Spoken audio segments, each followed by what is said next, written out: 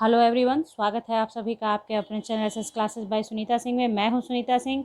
आज हम लोग पढ़ेंगे रेडियो सक्रियता यानी radio activity for all general competition. आप किसी भी जनरल कंपटीशन की तैयारी कर रहे हो, चाहे वो किसी भी बेसिस का हो, आप मैट्रिक से लेकर ग्रेजुएशन तक का कोई भी एग्ज़ाम देते हैं तो उसके लिए आपको ये सारे केमिस्ट्री का जो टॉपिक है उसकी जानकारी होनी चाहिए। हाँ, ये हो सकता है कि क्वेश्चन का लेवल अलग अलग होता है, तो थ्योरी तो पूरी पढ़ाई जाती है ना, तो आप अपने जब आप पूरा पढ़ लेंगे तो आपके लिए कोई भी लेवल का क्वेश्चन टफ नहीं रह जाता है। तो ये बात हुई। तो अभी मैंने यहाँ देखिए लिखा हुआ है रेडियो सक्रियता 3। इसका मतलब ये हुआ कि रेडियो सक्रियता का भाग 3 है ये, यानी पार्ट 3 है। पहले मैंने पार्ट 1 पार्ट 2 दे रखा है, जिसमें मैंने आपको रेडियो एक्टिविटी के बारे में पूरी जानकारी दी है। रेडियो एक्टिविटी क्या है, कैसे होता है, किसने खोज की, फिर किस तरह से इसका इतिहास आगे की ओर बढ़ा, फिर अल्फ़ा बीटा गामा रेज निकलता है तो उसका क्या क्या प्रॉपर्टीज़ है, कैसे हार्मफुल है, क्या है, ये सारी बातें मैंने आपको उस 2 भाग में बताई है। अगर आप लोग पहली बार इस वीडियो को क्लिक करते हैं और वो सारी बातें आपको देखनी है तो उसका लिंक डिस्क्रिप्शन बॉक्स में आपको मिलेगा।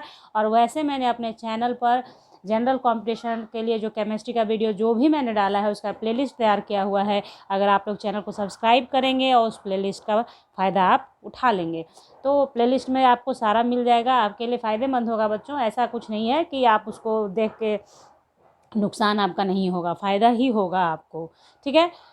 तो चलिए इसके पार्ट 1 पार्ट 2 का डिस्क्रिप्शन में मैं लिंक दे दूँगी।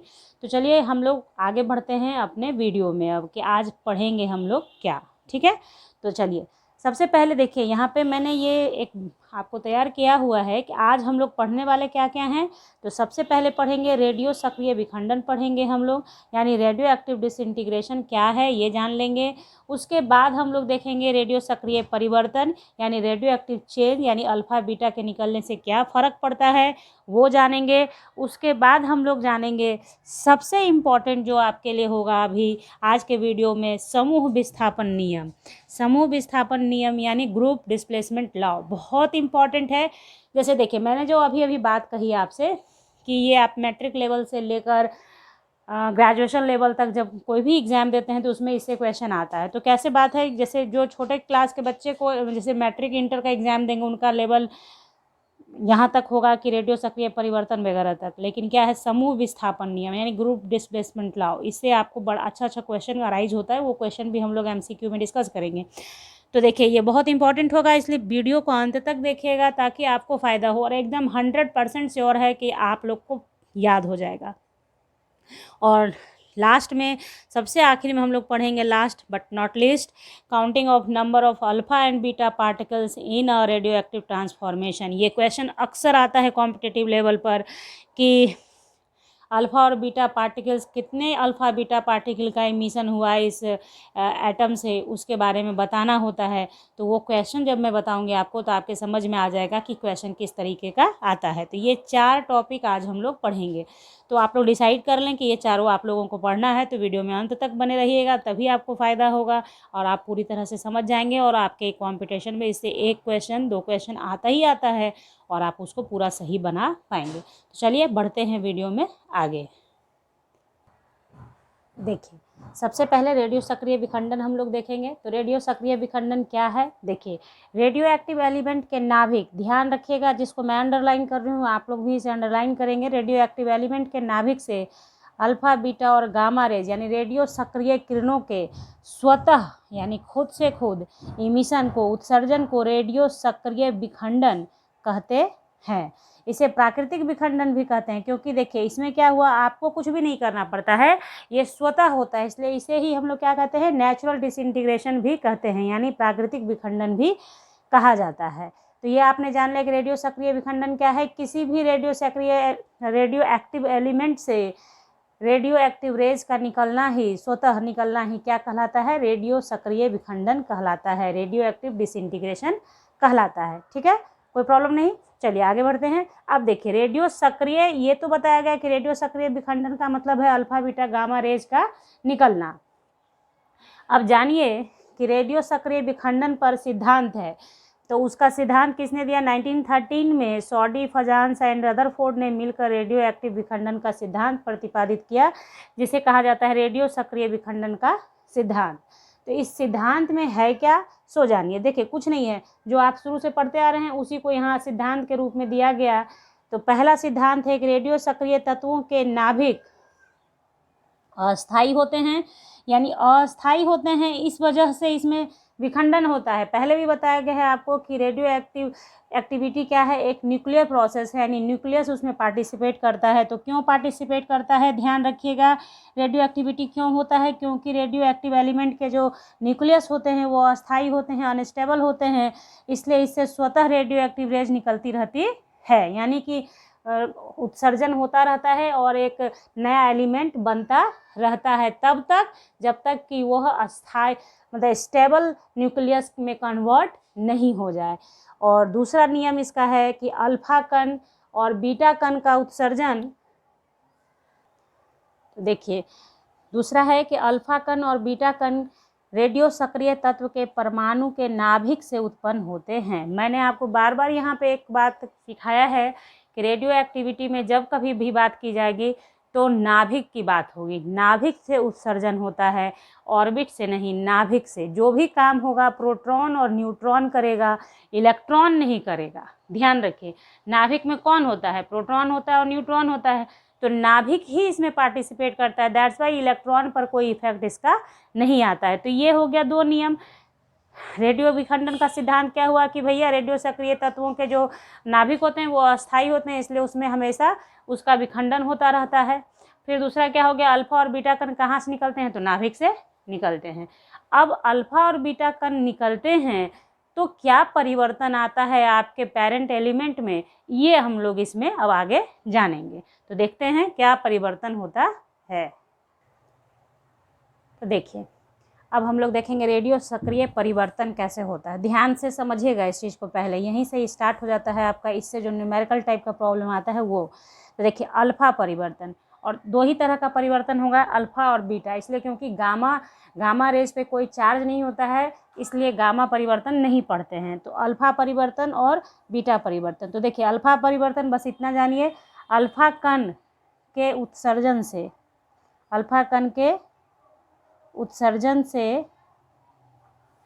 से होने वाला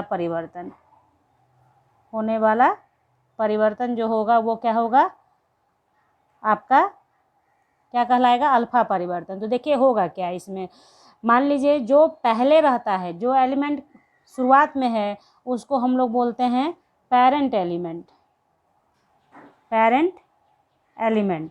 तो पेरेंट एलिमेंट से जब अल्फा कण का उत्सर्जन होगा तो जो बनता है उसे बोलते हैं डॉटर एलिमेंट। ठीक है। अब देखिए कि अब अगर हम लोग ये देखें कि पेरेंट एलिमेंट जो है हमारा, उसका अगर एटॉमिक वेट आपका A है और एटॉमिक नंबर Z, रिप्रेजेंट करने का तरीका है ये, तो अल्फा के उत्सर्जन से जो डॉटर एलिमेंट बनेगा उसका आपका A 4 यूनिट कम होगा और Z 2 यूनिट कम होगा। क्यों? क्योंकि अल्फा का रिप्रेजेंटेशन क्या होता है, हीलियम 2 4, पढ़ाया गया है ये आपको पिछले वीडियो में। तो चूँकि पेरेंट एलिमेंट के नाभिक से अल्फा निकला, यानी कहने का अर्थ हुआ कि इसके एटॉमिक नंबर में, पेरेंट एलिमेंट के एटॉमिक नंबर में 2 की कमी आ जाएगी और एटॉमिक वेट में 4 की कमी आ जाएगी। बात आई समझ में कैसे करना है? तो ये हो गया एक चीज़ कि अल्फ़ा, एक अल्फ़ा निकला तो ये हो जाएगा, 2 अल्फ़ा निकलेगा तो जस्ट इसका 2 गुना कर देंगे, यानी कि 2 अल्फ़ा होगा तो एटॉमिक वेट में 4 2 जा 8 और एटॉमिक नंबर में 2 2 जा 4 का चेंज कर देंगे। तो वो हम लोग पढ़ेंगे जब हम लोग काउंटिंग करना सीखेंगे अल्फ़ा बीटा का, तब। ठीक है। तो यहाँ पे मान लीजिए एक एग्जाम्पल आप देखें, सपोज दैट रेडियम 88,226, इसमें से आप अल्फ़ा निकालें। तो देखिए सबसे पहले यहाँ पे आप देखेंगे कि आपका A कितना है 226 और Z कितना है 88, नीचे Z होता है ऊपर A होता है, ये पता है आप लोगों को, ठीक है ना। तो अब इसके बाद जो बनेगा उसका क्या होगा, ए कितना होगा, 2 2 6 में से 4 को माइनस करेंगे तो आ गया कितना हमारा 2 2 2। और जेड हमारा कितना होगा, 88 में से 2 माइनस करेंगे तो आ गया 86। अब 86 होता किसका है, तो रेडॉन का होता है, जो कि इनर्ट गैस है। रेडॉन 86 222। तो इस तरीके से आप क्या करते हैं, अल्फ़ा का परिवर्तन देखते हैं कि अल्फ़ा के निकलने से क्या परिवर्तन हुआ। बात आ गई समझ में आपके कि अल्फ़ा निकलने से 2 यूनिट नीचे घटेगा, यानी 2 यूनिट एटॉमिक नंबर घटेगा और 4 यूनिट एटॉमिक वेट घटेगा। हो गया, अल्फ़ा परिवर्तन हमने समझ लिया। अब बीटा परिवर्तन को हम लोग देखते हैं। तो देखिए, बीटा परिवर्तन किसे कहेंगे हम लोग, बीटा कण के उत्सर्जन से होने वाला परिवर्तन। ये आप जान लिए कि बीटा कण उत्सर्जन होगा तो होगा, ठीक है, उस परिवर्तन को बीटा परिवर्तन कहेंगे। अब मेन जो समझना है उसको देखिए, बीटा के उत्सर्जन से क्या फर्क पड़ेगा। तो मान लिया कि पेरेंट एलिमेंट, जो शुरुआती एलिमेंट होता है वो पेरेंट, और उत्सर्जन के बाद यानी कि बीटा के निकलने के बाद जो बनेगा वो डॉटर एलिमेंट, ठीक है, ये आप समझ रहे हैं। तो देखिए यहाँ अब क्या करना है आपको कि एटॉमिक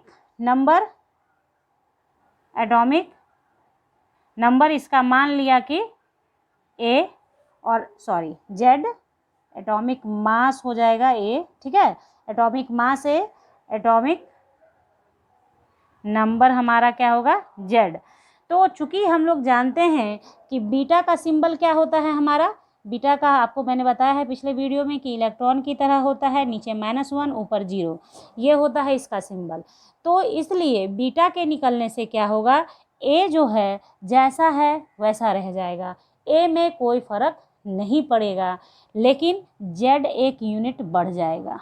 चूँकि यहाँ माइनस है तो ये यहाँ बढ़ जाएगा, यहाँ चूँकि प्लस था इसलिए घट रहा था, यहाँ इसमें माइनस है तो ये इसमें जुटेगा, तो जेड +1 हो जाएगा। एग्जाम्पल के रूप में आप देखेंगे कि सब देखिए, आप मान लीजिए कि थोरियम लेते हैं हम लोग, थोरियम का होता है 9234, ठीक है, इससे आपने बीटा का उत्सर्जन करा दिया, बीटा, तो बीटा का उत्सर्जन के बाद जो बनेगा वो आपको 91 Pa 91, क्योंकि एक बढ़ जाएगा और ये जो है आपका ऊपर वाला कुछ फर्क नहीं पड़ेगा, जैसा है वैसा ही रह जाएगा, उसमें कोई चेंज आप नहीं करेंगे, उसमें कोई फ़र्क नहीं पड़ेगा, है ना।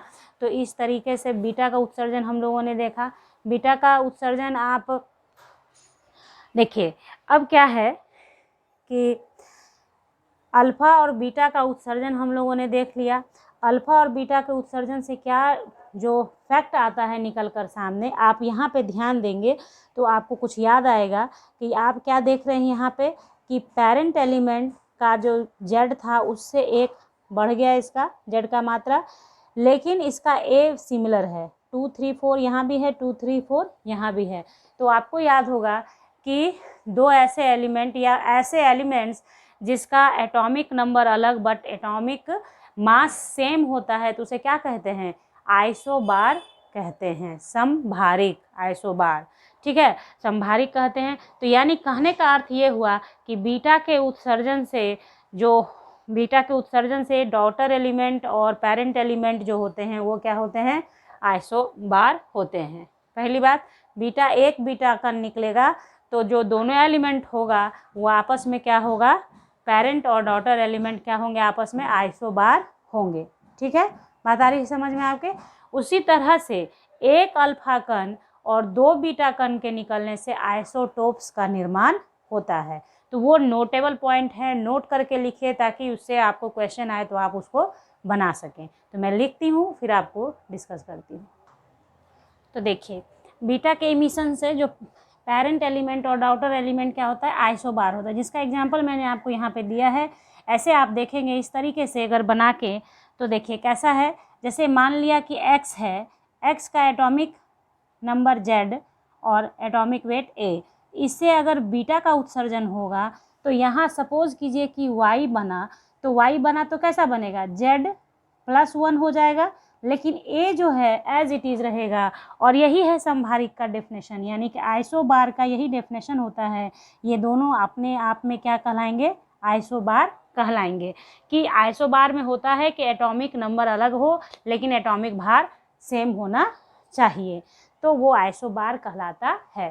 तो ये आपने देख लिया। उसी तरीके से हम लोग देखेंगे अब कि एकदम ध्यान से इसको समझ लीजिएगा, आप लोग के लिए बहुत ज़रूरी है समझना इसको। एक अल्फा कण और 2 बीटा कण लगातार निकलेगा तो जो बनेगा वो क्या होगा, पेरेंट और डॉटर एलिमेंट क्या होंगे, आइसोटोप्स होंगे। वो कैसे होंगे इस चीज़ को आप यहाँ देखिए। मान लीजिए कि पेरेंट एलिमेंट आपका x है, ठीक है, पेरेंट एलिमेंट आपका x है, तो x का यहाँ ये z, ये a, इसमें से आपने पहले एक अल्फा कण निकाला। तो अभी अभी मैंने आपको बताया है, मान लीजिए यहाँ कोई एलिमेंट y बना, सपोज दैट कि निकला तो दूसरा एलिमेंट ही बनेगा ना, क्योंकि एटॉमिक नंबर बदल गया। तो एटॉमिक नंबर बदलेगा यानी z में से 2 घटेगा और a में से 4 घटेगा। जस्ट अभी मैंने अल्फा परिवर्तन में आपको बताया है, आप देखें तो z-2 a-4, ओके। उसके बाद आप यहाँ से बीटा निकालेंगे, बीटा का उत्सर्जन करेंगे। तो मान लीजिए कि कोई ऐसा एलिमेंट W बनता है, Z नहीं मान रही हूँ इसलिए क्योंकि यहाँ पे एटॉमिक नंबर को भी Z माना है मैंने, इसलिए कन्फ्यूजन नहीं हो जाए आप लोग को, इसलिए यहाँ पे W मानेंगे। तो माना W, ठीक है। तो आप जानते हैं कि बीटा के उत्सर्जन से ऊपर तो कोई फर्क पड़ना है नहीं, a-4 ही रहेगा, जो है वैसे रहेगा a-4, कोई दिक्कत नहीं। अब Z में क्या हो जाएगा, आप देखिए आपका Z-2 हो चुका है और बीटा के निकलने से 1 प्लस होगा। अभी अभी आपने देखा है बीटा के निकलने से क्या होता है, 1 जुड़ जाता है, Z में 1 जुड़ जाता है। तो जब इसे आप जुड़ गया आपका, ये आपने देख लिया। उसके बाद फिर आप बीटा निकालेंगे, जब फिर से एक बार अब बीटा आप निकालेंगे तो सपोज कीजिए कि आपने कोई T एलिमेंट बनाया, तो T का a-4 तो a-4 ही रह जाएगा, कोई फर्क नहीं पड़ेगा। T का आपको a-4 रहेगा ऊपर, क्योंकि ऊपर में कोई परिवर्तन नहीं करता है बीटा, सिर्फ Z में परिवर्तन करता है। तो Z आपका ऑलरेडी कितना हो रखा है, Z-2 + 1, और चूंकि बीटा निकला है फिर से +1 हो जाएगा। क्लियर, कोई दिक्कत? एक बार निकला तो एक बार +1 हुआ, दूसरी बार निकला तो फिर से +1 हुआ। अब आप इसको सॉल्व करके देखें, -2 और ये +1 तो क्या हो जाएगा, -2 + 2, यानी टोटल ये कैंसिल हो जाएगा, तो बचेगा क्या, Z बचेगा ना। यानी आप T को लिख सकते हैं ना डायरेक्ट, T Z a-4। ये मैंने आपको सॉल्व करके सिखा दिया कि आप कैसे समझेंगे, कैसे कि कैसे होता है ये सब प्रोसेस, ठीक है। तो ये आपका क्या हो गया, यहाँ आपने Z ले आया। अब आप ध्यान दें, ये आपका डॉटर एलिमेंट है और ये आपका पेरेंट है, ठीक है। तो क्या देख रहे हैं आप, इसका Z, इसका भी Z और a-4। तो आइसोटोप्स का डेफिनेशन क्या होता है, आइसोटोप्स कहता है कि जिसका एटॉमिक नंबर सेम और एटॉमिक भार अलग अलग हो, उसे आइसोटोप्स कहते हैं। आइसोटोप्स मतलब समस्थानिक, आइसोटोप्स मतलब समस्थानिक। तो इस तरीके से आपको ध्यान रखना है कि एक अल्फा कण और 2 बीटा कण निकलेगा तो आइसोटोप्स का निर्माण होता है। एक अल्फा कण और 2 बीटा कण के निकलने से क्या होता है, आइसोटोप्स का निर्माण होता है, ओके। तो इस तरीके से हम लोगों ने ये देख लिया कि अल्फा और बीटा कण के निकलने से क्या क्या फ़ायदा है, क्या क्या होता है। अब हम लोग देखेंगे ग्रुप डिस्प्लेसमेंट लॉ क्या है, ग्रुप डिस्प्लेसमेंट मेथड क्या है, ठीक है। तो देखिए ग्रुप डिस्प्लेसमेंट लॉ यानी कि समूह विस्थापन नियम, ठीक है। तो ये भी दें, इसका प्रतिपादन किसने किया है, फजान, सॉडी एंड रसेल ने इन 1913 ही किया है। ध्यान रखिएगा, इन लोगों का नाम भी समटाइम पूछ लिया जाता है, इसलिए मैंने यहाँ पर लिख दिया है। इस नियम का ही प्रतिपादन किसने किया है, फजान, सॉडी एंड रसेल ने। फजान और सॉडी का नाम सबसे ज़्यादा आता है इसमें, इसलिए इन दोनों का नाम भूलिएगा नहीं, फजान एंड सॉडी, ठीक है। तो देखिए यहाँ पे क्या इन्होंने क्या नियम क्या दिया कि आखिर अल्फा कण और बीटा कण उत्सर्जन तो हो गया, तो इनके उत्सर्जन से क्या फ़र्क पड़ता है, ये बताया इन्होंने कि उत्सर्जन हो गया तो समूह में, यानी कि आपके पीरियोडिक टेबल में किस तरह से ये शिफ्ट करेगा बाईं या दाईं ओर, ये बताया इन्होंने अपने नियम में। तो नियम नंबर 1 अल्फा कण पर है और नियम नंबर 2 बीटा कण पर है। अल्फा कण के उत्सर्जन से क्या होगा, देखिए मैंने लिखा है, ध्यान दीजिएगा एकदम ध्यान से, कि अल्फा कण के उत्सर्जन से डॉटर एलिमेंट और पेरेंट एलिमेंट दो स्थान, डॉटर एलिमेंट जो होगा वो पेरेंट एलिमेंट से 2 स्थान बाईं ओर शिफ्ट होगा इन पीरियोडिक टेबल, 2 स्थान। चूंकि एटॉमिक नंबर क्या हो गया, 2 घट जाएगा, तो पीरियोडिक टेबल में तो एटॉमिक नंबर पे ही डिपेंड करता है ना सारा कुछ। एटॉमिक नंबर के अकॉर्डिंग ही क्या होता है वहाँ पे हम लोग देखते हैं जगह, स्थान किसी भी एलिमेंट का। तो जब 2 एटॉमिक नंबर 2 यूनिट घटेगा तो आपका जो डॉटर एलिमेंट होगा, यानी जो नया एलिमेंट आपका बनेगा, वो एलिमेंट 2 स्थान बाईं ओर लेफ्ट की तरफ शिफ्ट हो जाएगा इन पीरियोडिक टेबल। यही नियम है बच्चे। कभी कभी तो नियम ही लिख के आपको ऑप्शन में आ जाता है क्वेश्चन, ऐसा क्वेश्चन आता है, तो इसलिए ध्यान रखिए इस चीज़ का। जैसे यहाँ देखिए, मान लीजिए कि कोई एलिमेंट x है तो जेड ए, इससे अल्फा आपने निकाल दिया तो z-2 हो जाएगा, a-4 हो जाएगा। उसके बाद आप देखिए एग्जाम्पल, पोलोनियम है जिसको आपका 84 214 है, इसमें से आपने अल्फ़ा उत्सर्जन कर दिया, अल्फ़ा आप निकाल देंगे तो क्या हो गया, PB 82, यानी 84 में से 2 माइनस हो गया 82 और 4 ऊपर से माइनस हो गया 210, तो लेड बन गया। अब आप ध्यान देंगे अपने पीरियोडिक टेबल में भी आप देखें, ये आपका 6A में है और लेड आपका 4A में है।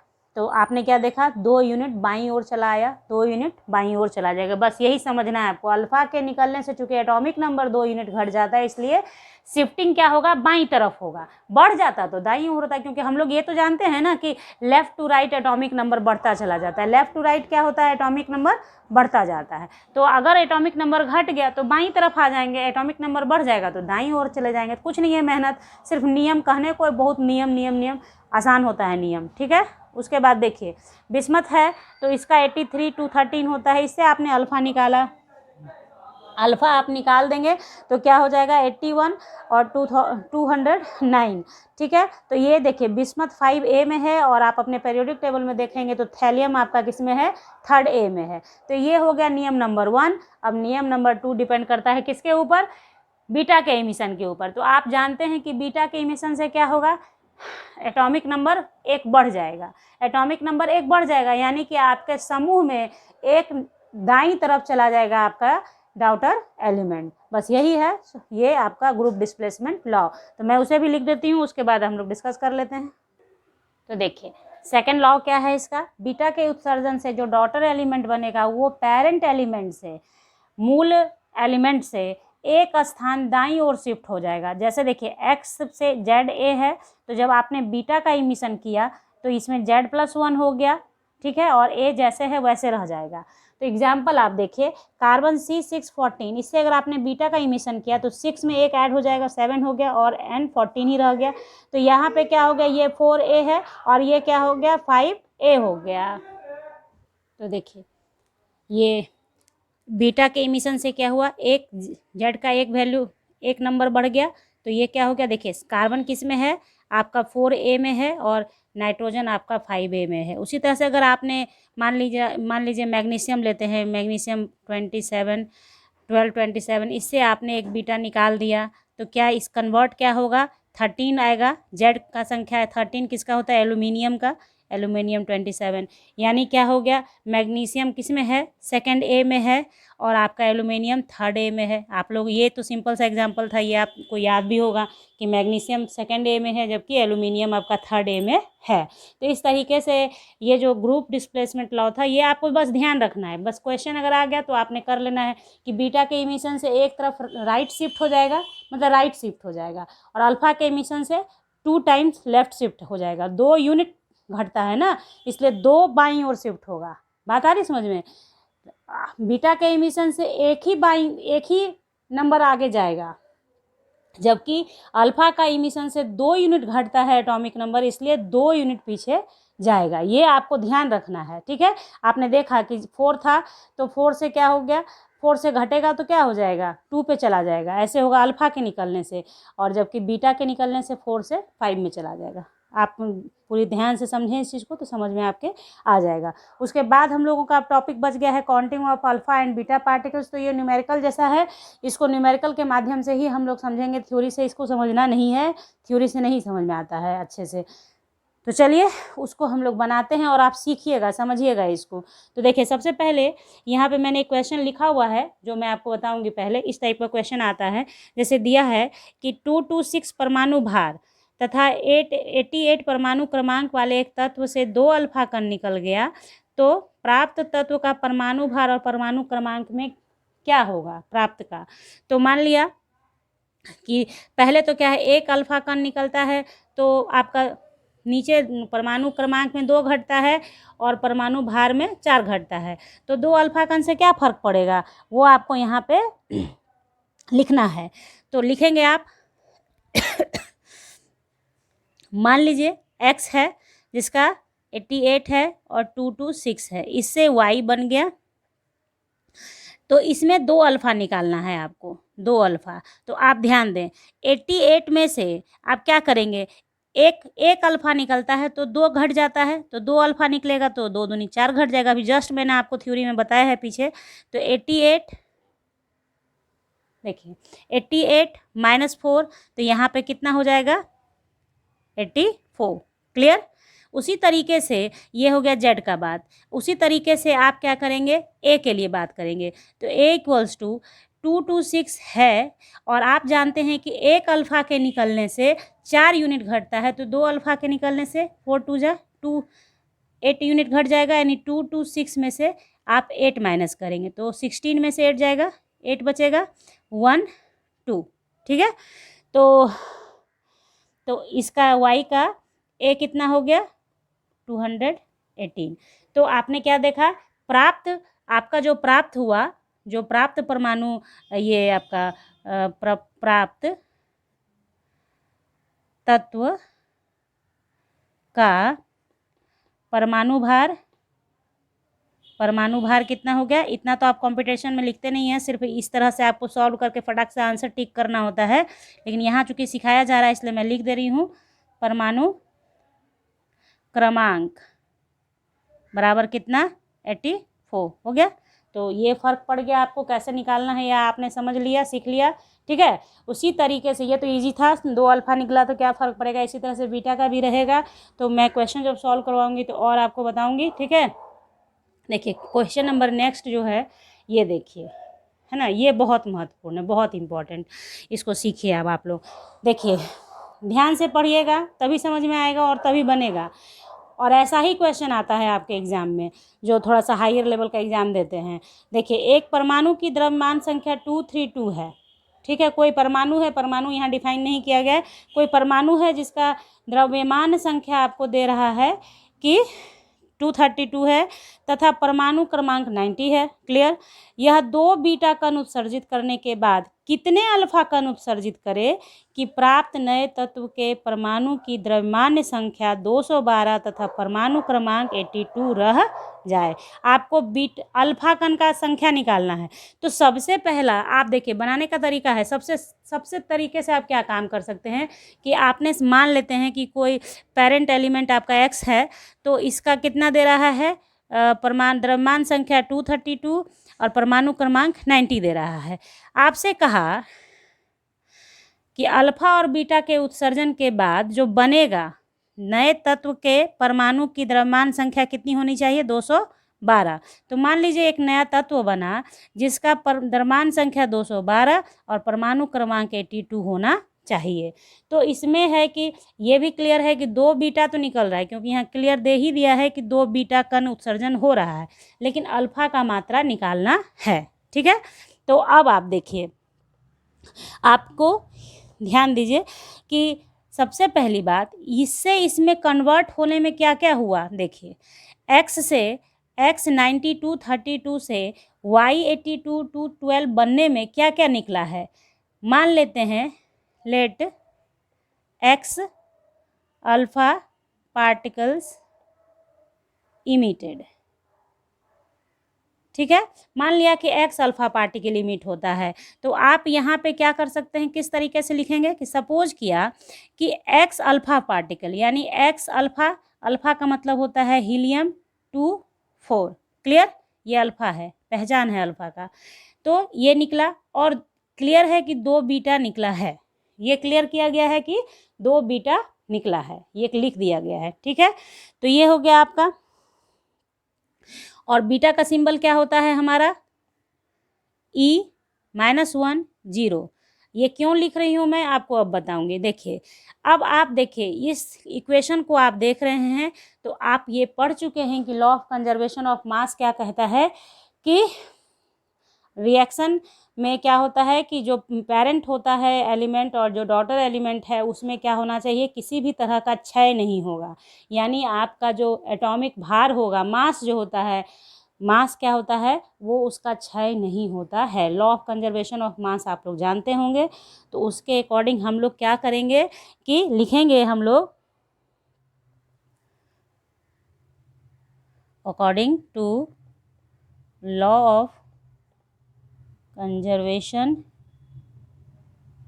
ऑफ मास क्या हो जाएगा कि पेरेंट एलिमेंट का मास जितना है, यानी 232, पेरेंट एलिमेंट का कितना है मास, 232 है। तो जो आफ्टर इमिशन जो बना उसमें जो भी मास है वो सब क्या होना चाहिए, बराबर होना चाहिए। तो इमिशन किसका किसका हुआ, एक्स अल्फ़ा का हुआ और 2 बीटा का हुआ।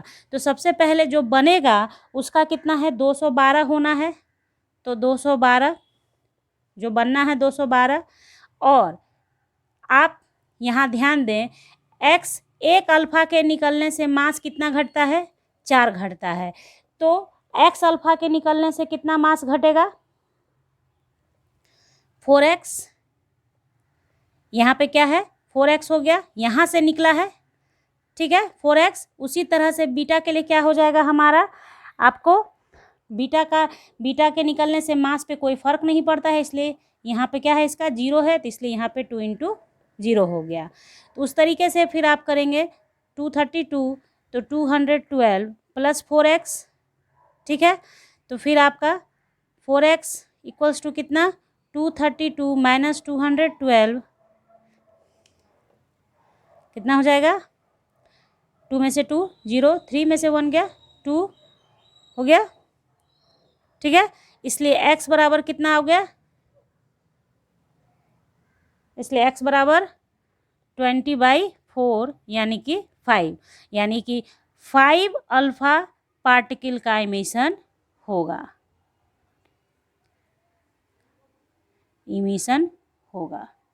ये हुआ अल्फ़ा पार्टिकल निकालने का तरीका, ठीक है। तो देखिए यहाँ पे थोड़ा देर आप अब समझ लीजिए क्या है यहाँ जो बताया गया कि according to law of conservation. तो देखिए एक्स से वाई बना और निकला क्या क्या, अल्फ़ा निकला और बीटा निकला ना इक्वेशन के अकॉर्डिंग कि अल्फ़ा भी निकलना है बीटा भी निकलना है। तो बीटा का क्लियर था कि 2 बीटा निकला, मान और अल्फ़ा निकालना था, तो मान लिया कि एक्स अल्फ़ा निकला, अल्फ़ा कितना निकला, एक्स निकला। तो यहाँ इसको लिख दिया हम लोगों ने। फिर लॉ ऑफ कंजर्वेशन के हिसाब से क्या होता है, इधर जो मास है इधर जो आपका मतलब रिएक्टेंट के तरफ लेफ्ट साइड में जो मास है राइट साइड के मास से पूरी तरह से क्या होना चाहिए, बराबर होना चाहिए। तो 232 हो गया और इसका 212 हमने लिखा, ओके। फिर देखिए 4x क्यों लिखा, क्योंकि एक अल्फ़ा का मास कितना होता है, 4 होता है। तो x अल्फ़ा का मास कितना हो जाएगा, 4x हो जाएगा, ठीक है। बता रही समझ में कैसे निकालना है। तो 4x हो गया और एक बीटा का मास कुछ नहीं, तो 2 बीटा का भी मास कुछ नहीं, तो 2 × 0 हो गया। उसके बाद आप जैसे सॉल्व करते हैं वैसे सॉल्व करेंगे तो 5 अल्फ़ा पार्टिकल का इमिशन होगा। इस टाइप का क्वेश्चन आता है और बहुत भारी नहीं है, यहाँ तो समझाने में इतना ये लगता है, आप इसको समझ जाएंगे एक बारी तो आप सीधा सीधा भी बना सकते हैं। अगर आप जानते हैं तो फटाक से बना लेंगे, और नहीं तो फिर इसमें बहुत टाइम लगा देते हैं स्टूडेंट, जिसकी वजह से उनका और क्वेश्चन छूटने लगता है, ठीक है। तो इसका प्रैक्टिस कीजिए, और जब मैं MCQ इसका बनवाऊंगी तो और भी प्रैक्टिस हम लोग इसका करेंगे। और अभी भी बाकी है, अभी रेडियो एक्टिविटी कंप्लीट नहीं हुआ है। अभी हम लोग half life period, average life period, ये सब हम लोग अब दूसरे वीडियोज़ में पढ़ेंगे। ठीक है, आज के लिए इतना काफ़ी है। आप इसका प्रैक्टिस करें, इसका नोट्स तैयार करें। अगर अच्छा लगा हो, समझ में आ गया हो सारा कुछ जो भी मैंने पढ़ाया है आपको, तो चैनल को सब्सक्राइब करके बेल आइकन को प्रेस कर लें, ताकि आपको वीडियोस के नोटिफिकेशन सबसे पहले मिले बच्चों, और आप उसे देख सकें। और लाइक शेयर भी कर दीजिए अपने दोस्तों के साथ जो कॉम्पिटिटिव एग्ज़ाम की तैयारी करते हैं, जिन्हें सीखना है ये, उनको शेयर कर दीजिए। तो अब हम लोग मिलेंगे नेक्स्ट वीडियो में रेडियो एक्टिव पार्ट 4 के साथ। तब तक के लिए bye, thank you, take care, have a nice day.